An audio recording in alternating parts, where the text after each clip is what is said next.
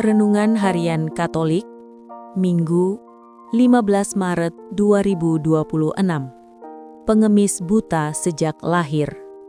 Setelah ia mengatakan semuanya itu, ia meludah ke tanah dan mengaduk ludahnya dengan tanah, lalu mengolesnya pada mata orang buta tadi dan berkata kepadanya, "Pergilah, basuhlah dirimu dalam kolam Siloam."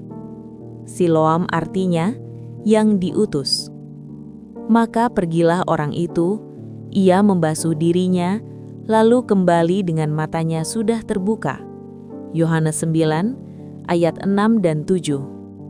Saudara-saudara, ketika lampu padam, umumnya orang merasa sesak dan sangat-sangat tidak nyaman. Tetapi begitu lampu menyala kembali, biasanya semua orang di seluruh ruangan bersorak gembira. Perpindahan keadaan dari gelap ke terang senantiasa menyenangkan. Gelap dan terangnya keadaan ruangan ikut berdampak dalam gelap dan terangnya hati kita. Itulah pula kiranya yang terjadi pada bacaan Injil hari ini. Pengemis buta yang disembuhkan oleh Yesus menjadi orang yang paling berbahagia. Dari mata buta menjadi mata yang melek. Dan peristiwa kesembuhan mata yang buta menjadi melek ini ternyata menjadi gambaran dan ungkapan proses beriman pengemis buta tersebut. Yesus bertemu dengan pengemis buta sejak lahir. Murid-muridnya bertanya, "Siapakah yang berbuat dosa? Dia sendiri atau orang tuanya?"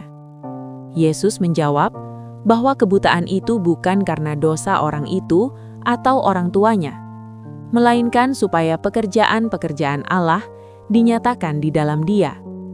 Lalu, Yesus menyembuhkan orang itu. Sikap pengemis buta yang sembuh kepada Yesus pun berproses dari tidak melakukan apa-apa, ke heran dan hingga sujud menyembah Yesus. Sementara orang-orang Farisi secara terus-menerus dan bahkan dalam intensitas yang semakin keras, tidak percaya kepada Yesus dan melawan dia. Demikianlah Yesus yang adalah terang dunia, ditolak oleh orang-orang cerdik pandai dan melek kitab suci, tetapi malah diimani oleh orang buta yang tidak tahu apa-apa, namun hatinya terbuka kepadanya. Buta adalah lambang keterbatasan manusia dalam melihat, mengenali kasih Allah, dan memahami tujuan hidup. Banyak orang dapat melihat secara jasmani, tetapi buta secara rohani. Mereka tidak peka terhadap kehadiran Tuhan, tidak mampu melihat sesama dengan kasih.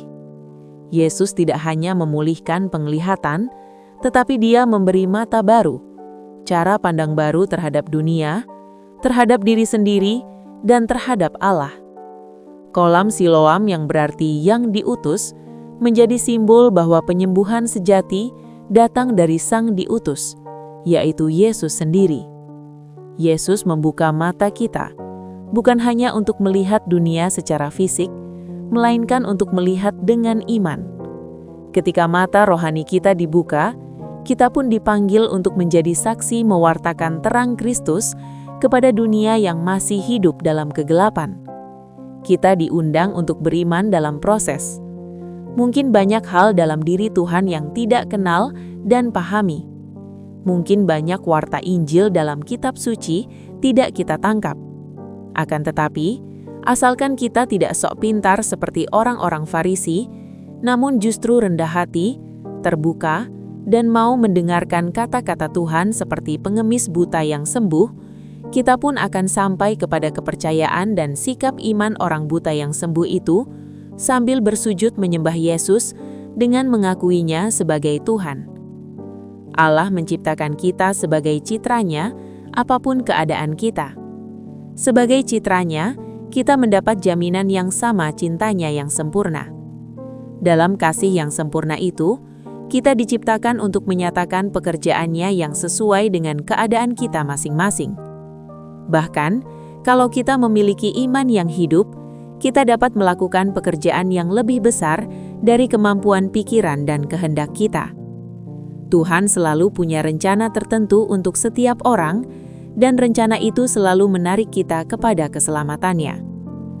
Marilah kita berdoa agar Yesus membuat kita dapat melihat. Semoga Ia membuat kita mampu melihat kekayaan keindahan Allah di dalam hidup kita. Semoga kita melatih karunia ini setiap hari, membuka mata kita supaya kita tahu betapa terberkatinya kita ini. Semoga kita benar-benar menjadi umat yang dapat melihat. Ya Tuhan, sembuhkanlah kami dari kebutaan kami. Semoga kami selalu mampu memandang hidup kami dengan mata baru, yaitu mata rohani. Demikian renungan hari ini. Selamat beraktivitas, semoga semuanya lancar, sukses serta selamat. Tuhan memberkati.